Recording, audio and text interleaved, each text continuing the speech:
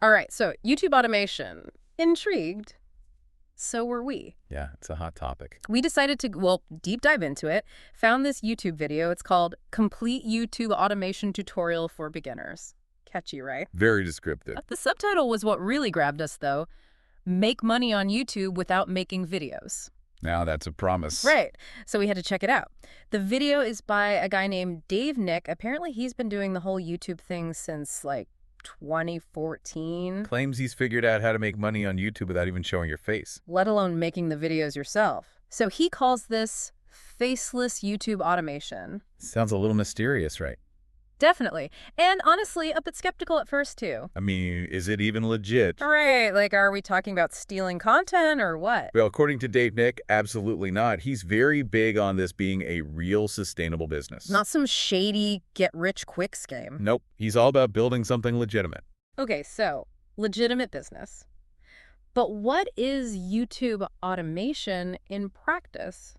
What are we actually talking about here? It's kind of like, imagine you're the CEO of a media company. Okay, I can picture that. Go on. Instead of producing movies or TV shows, though, you're making YouTube videos. All right. But here's the thing. You're the brains behind the operation. Mastermind. You're not necessarily the one on camera or even editing the videos. Got it. So I'm the CEO who's doing the actual work then. You'd have a team. Each video has these 5 main parts. Right. Right. Research, script, voiceover, editing, then making that thumbnail. Makes sense. You could have a separate person for each of those jobs. I see. Or maybe one person doing a few of them. Exactly. Depends on your budget, how big you want to go, that kind of thing. Okay, I'm starting to get the picture. But why should someone even bother with this whole faceless YouTube thing? What's the big appeal? Well, first off, think of it like the ultimate side hustle. You get all the benefits of YouTube's huge audience, but without the pressure of being on camera. So no awkwardness, no stage fright. No need to worry about what you look like or anything. See the appeal there. Plus, you've got the potential for passive income. You know, unlike TikTok, where it's all about the immediate moment, your YouTube videos could be out there working for you for months, years even. So you're telling me I could be earning money while I'm sleeping? Exactly. And that's not all. YouTube itself pays you through ad revenue just for bringing in viewers. Oh, right. I forgot about that part.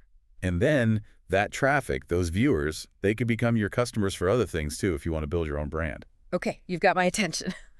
But just how many ways are there to actually make money with this? Is it all ad revenue or what?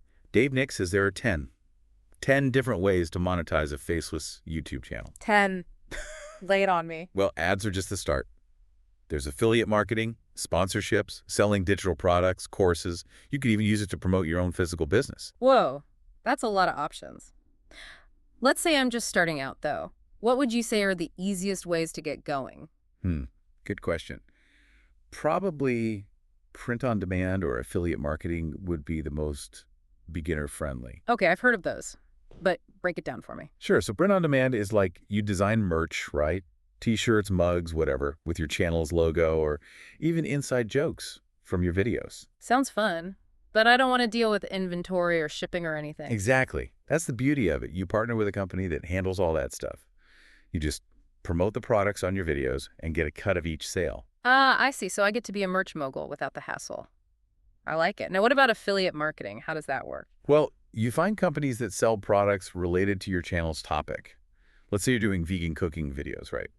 You could partner with companies that sell vegan cookbooks or special ingredients or even kitchen appliances. Okay. Yeah. You put special links to those products in your video descriptions. So if someone watches my video and then clicks the link, and then buys something, you earn a commission. nice. So I'm getting paid to recommend stuff my audience is already interested in. Genius. But before I get too carried away, let's talk about the elephant in the room, the YouTube algorithm. How do I even get people to watch my videos in the first place? Ah, yes. Got to play the algorithm game. Dave Nix, he calls the key to success the big 3. The big 3. Sounds ominous. What are they? Click-through rate, watch time, and engagement. Okay, I'm guessing those are important, but break it down for me. What exactly is click-through rate? It's basically, out of all the people who see your video, thumbnail, and title, how many actually click on it? Okay, so like it's all about grabbing attention as people are scrolling. Think of it like walking down the street, right? You see those are just shop windows. Which ones make you actually want to go inside? Ah, I get it. So I need a captivating thumbnail and a title that makes people want to learn more. Exactly. High click-through rate tells YouTube, hey, this content is good, people are interested. Then they're more likely to show it to even more people. Makes sense. Okay, so what about watch time? That one's about how long people actually stick around to watch your videos. The longer, the better, Oh, obviously. why does YouTube care about that? Well, their goal is to keep people on the platform as long as possible, right? So the longer people watch your videos, the more YouTube thinks, hey, this content is good. It's keeping people engaged. So they promote it more. Hmm. Yep. And lastly, engagement. This one's about how viewers interact with your videos. Liking, commenting, sharing, subscribing to your channel. All those things tell YouTube that people aren't just passively watching. They're actually enjoying the content, connecting with it. So it's not just about views, it's about building an active audience, people who are really invested in what I'm doing. Exactly. Okay, I'm getting it. So click-through rate, watch time, engagement, the big three. Yeah. How do I actually get good at those, though? Where do I even begin? Well, Nick has some interesting strategies for that. He also talks about the importance of choosing the right niche for your channel. A niche, huh? So I can't just make videos about, like, anything and everything. You could, but focusing on a specific topic area is a much smarter move. A niche helps you target a particular audience, build a dedicated following, and become known as, like, an expert in that area. So what are some good niches for this whole YouTube automation thing? Nick recommends 4 that are particularly hot right now: technology, finance, crypto and NFTs, and then celebrities. That's an interesting mix. Some very different areas there. Yeah, we can dive into the specifics of those later. Sounds good. But before we do, there's one thing we haven't talked about that seems pretty important. Copyright. Oh, right. Good point. That's a big deal on YouTube. I've heard horror stories about people getting their channels taken down for copyright issues. What does Dave Nick say about that? He is very, very clear about this. Re-uploading someone else's video, even if you think it's like a Creative Commons thing, is a huge no-no. So that whole download a video and re-upload it with my own voiceover strategy is completely off the table. Absolutely.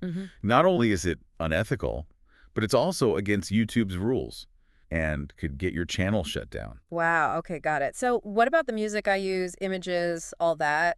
Do I need to worry about copyright for everything? Pretty much, yeah. Anytime you include anything in your video that you didn't create yourself, you need to make sure you have the right to use it. Okay, so how do I even find copyright-free stuff to use?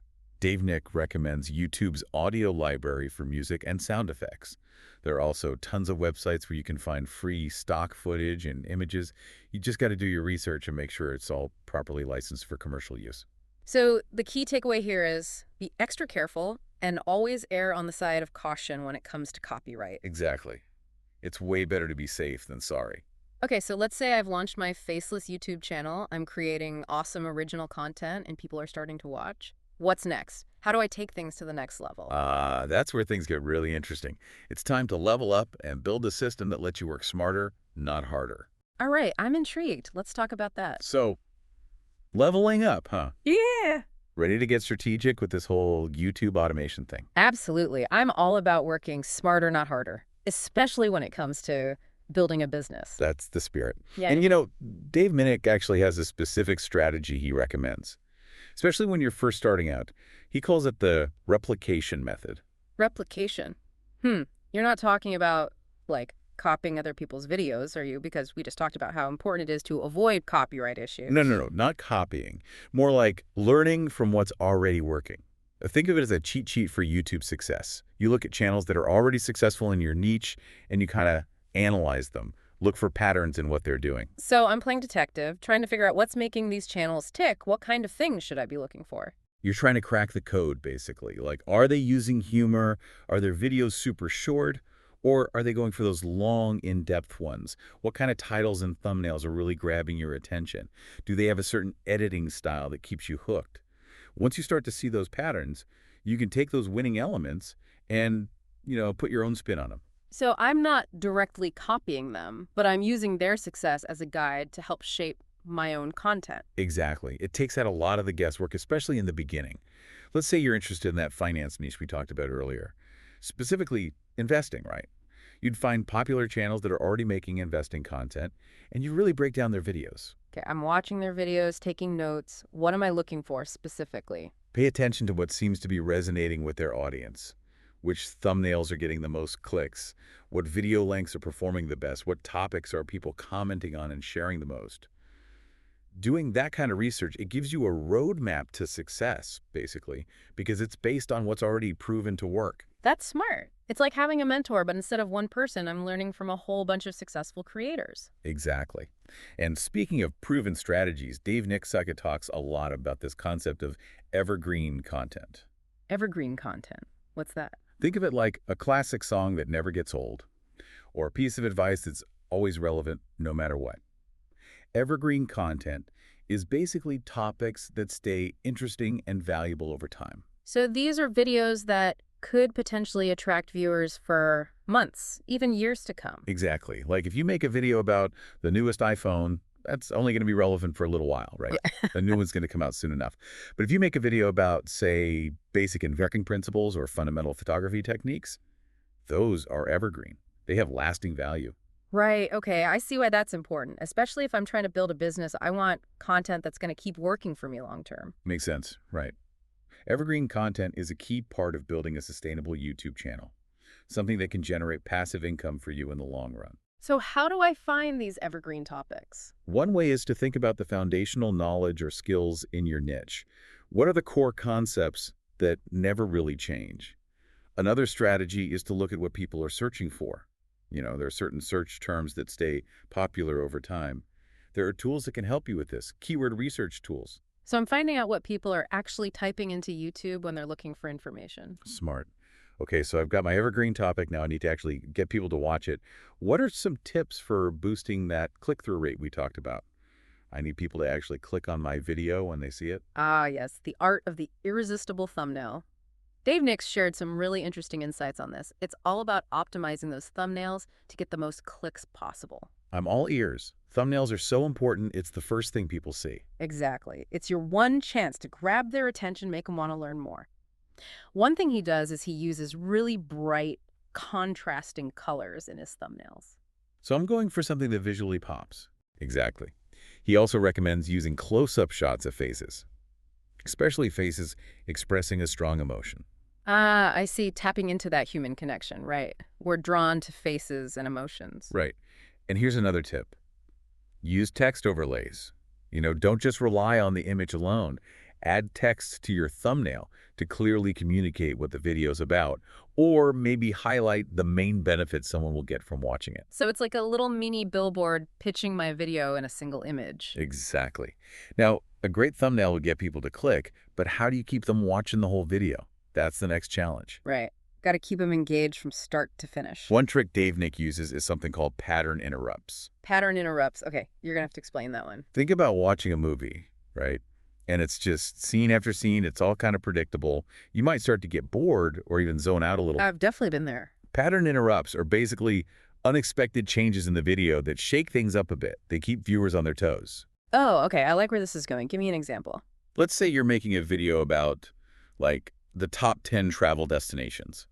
Instead of just showing one beautiful shot after another, you could throw in some funny memes or maybe an unexpected sound effect or even just some quick jump cuts to different scenes, just little things to break up the monotony. So you're keeping things interesting by adding in some surprises. Exactly. You're keeping people's brains engaged by constantly introducing something new. Love it. It's all about keeping the viewer guessing and wanting more. What other trips do you have? Another one is to build suspense or curiosity throughout the video. Ooh, suspense. I love a good cliffhanger. How does that work on YouTube? You could start your video by asking a question or maybe presenting a problem that you're going to solve later on that immediately gets people interested. And then throughout the video, you drop little hints or teasers about what's coming up, keeping them hooked and wanting to find out the answer. It's like a trail of breadcrumbs leading them through the video. Exactly. And of course, you want to actually deliver on that promise. Yeah. Give them the valuable information or the entertaining payoff by the end. So it's not just hype. There's substance behind it, too. I like that. Right. You want people to feel satisfied and wanting to come back for more. This is all great advice. I'm getting pumped up to go make some awesome videos. But let's back up a bit and talk about how these videos actually get made, like the nuts and bolts of the whole production process. Okay, let's dive into that. Remember those 5 key elements we talked about before? Research, script, voiceover, editing, Thumbnails. Right, the building blocks of every faceless YouTube video. Where do we even begin? Research is always the first step. Yeah. This is where you figure out what your video is going to be about. You got to find a good topic, something people are actually interested in, something that will resonate with your target audience. How do you even go about finding the right topics? There are a few different ways you can approach it. One is to just think about your own expertise or passions. Like, what are you really knowledgeable about? What are you genuinely interested in? So if I'm already an expert in something, I can leverage that knowledge to create valuable content. Exactly. You're essentially sharing your expertise with the world. I like it. What if I'm not an expert in anything specific, though? That's where keyword research comes in. There are tools out there like Google Keyword Planner or TubeBuddy that can help you figure out what people are searching for on YouTube. So I'm finding out what people are actually typing in when they're looking for videos. Exactly. You can see how many people are searching for specific keywords each month, which gives you an idea of how big the potential audience is for a particular topic. That's really helpful. Okay, so I've found my topic, I've done my research. What's next? Time to write the script. You got it. The script is basically the blueprint for your video. It lays out everything. What you're going to say, what visuals you're going to use, how the whole thing will flow. Think of it like the architectural plans for a house. Okay, I'm with you. Any tips for writing a really engaging script? Dave Nick has a great tip for this one. He says to write in a conversational tone. Like, imagine you're talking directly to the viewer. So don't make it sound like a boring lecture or something. Exactly. Be relatable, be engaging. Maybe even inject a little humor into your writing. Think about how you'd explain this topic to a friend. Keep it casual and conversational. Got it. Okay, so script's done. Now what? Time to the voiceover. This is where you bring your script to life with a captivating voice. It's like casting an actor for a movie role. You want the perfect voice for the part. So do I have to be a professional voice actor to make these videos? Not at all. You can totally record your own voiceover if you feel comfortable doing that. But if you're not super confident in your speaking abilities, or maybe just don't love the sound of your own voice, there's a really easy solution. Let me guess. Outsourcing. You got it. There are so many talented voiceover artists out there, and they're really affordable too. You can find them on platforms like Fiverr and Upwork. That's good to know. I'm not sure I'm ready to unleash my voice on the world just yet. Okay, so we've got research, script, voiceover. Now it's time for the magic of editing. You got it. This is where you take all those raw materials, the script, the voiceover, any visuals you're using, and you weave them together into a polished, engaging video. It's like putting together a puzzle, except instead of cardboard pieces, you're working with video clips, audio files, and visual effects. What are some things to keep in mind when I'm editing? What separates a good YouTube video from a great one? Dave Nick really emphasizes visual storytelling. It's not just about slapping together random clips, you know. You want to use visuals that enhance the story, evoke emotions, keep viewers engaged. So I'm basically directing a mini-movie here, thinking about the pacing, the transitions, the music, sound effects. Exactly. A skilled video editor can make all the difference in bringing your content to life and keeping people glued to the screen. What about editing software? I'm guessing there are a lot of different options out there. There are. The industry standards are Adobe Premiere Pro, Final Cut Pro, and DaVinci Resolve. But those can be pricey. So if you're just starting out, there's some free options too, like OpenShot and Shotcut, that can definitely get the job done. So I don't need to invest in expensive software right away. That's good to know. I can start with the basics and then upgrade later on if I need to. Exactly. You can always scale up your tools as your skills and your budget allow. Yeah. Okay, so we've got the video edited and ready to go. Now what? We still need that killer thumbnail to make people actually want to click on our video. Right. We talked a bit about thumbnail optimization earlier, but it's worth emphasizing just how important it is.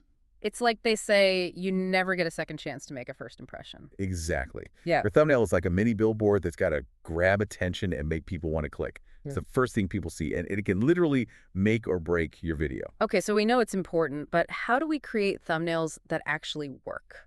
Dave Nick says to use high-quality images that are relevant to your video's topic. Don't use blurry, low-resolution images. They'll make your channel look unprofessional. Got it. High-quality images relevant to the video. Anything else? He also suggests using bold text overlays. You know, clearly communicate what the video's about or what the main benefit is. Think about the one key takeaway you want people to get from your video, and try to sum it up in a few words. So it's about being clear and concise. Exactly. And use colors and fonts that are consistent with your brand. It's all about building a cohesive look for your channel. Okay, this is all coming together now. We've talked about choosing a niche, finding evergreen content, making those thumbnails pop, all that good stuff.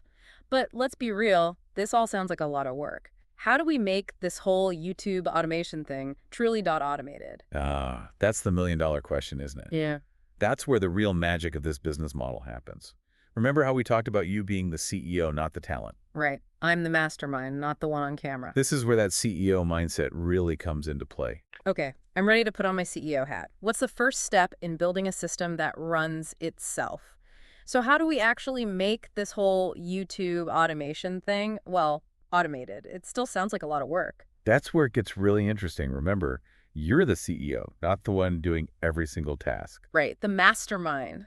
Delegate and conquer, that's what I always say. But where do I even start? First step is figuring out what tasks you can hand off to other people.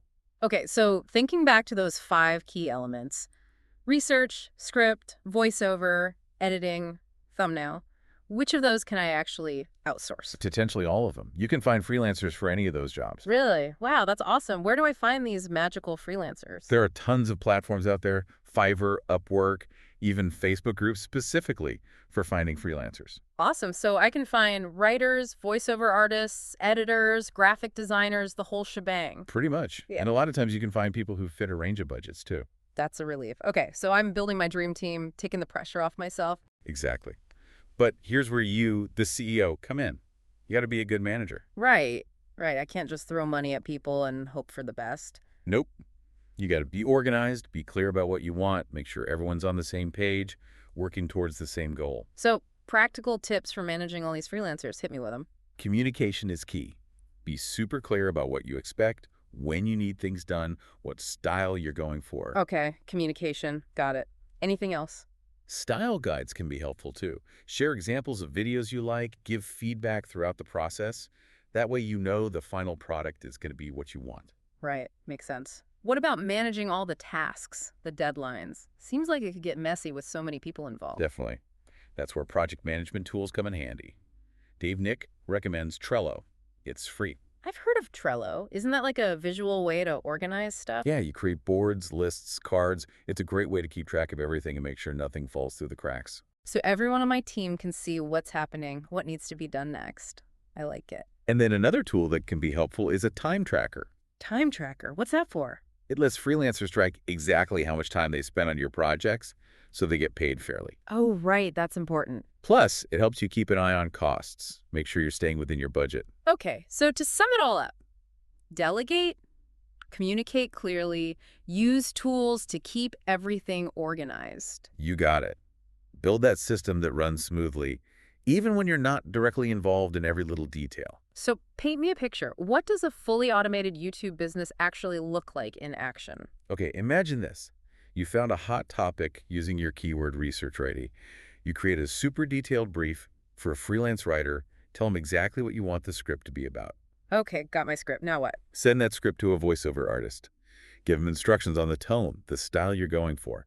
They send back a professional-sounding recording. Then I send the script and the voiceover to my editor, along with some examples of videos I like, so they know the vibe I'm going for. Exactly. They put it all together, make a killer video. And then, last but not least, I send the finished video to my graphic designer to whip up a catchy thumbnail. You got it. And I could be doing all this from anywhere in the world as long as I've got my laptop and internet connection. Exactly. That's the freedom of it. It really is like a well-oiled machine just humming along in the background. Yeah. And I get to focus on the big picture, growing my business, enjoying life. That's the dream, right?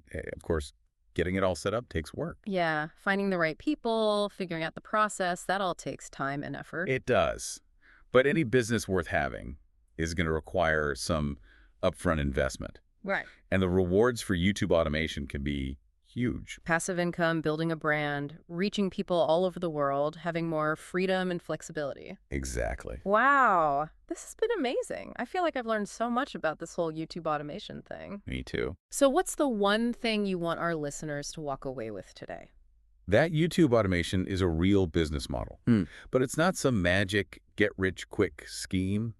It takes work. It takes learning. It takes building a solid system. But if you're willing to put in the effort, it can be life-changing. Well said. I'm feeling inspired to go start my own faceless YouTube empire.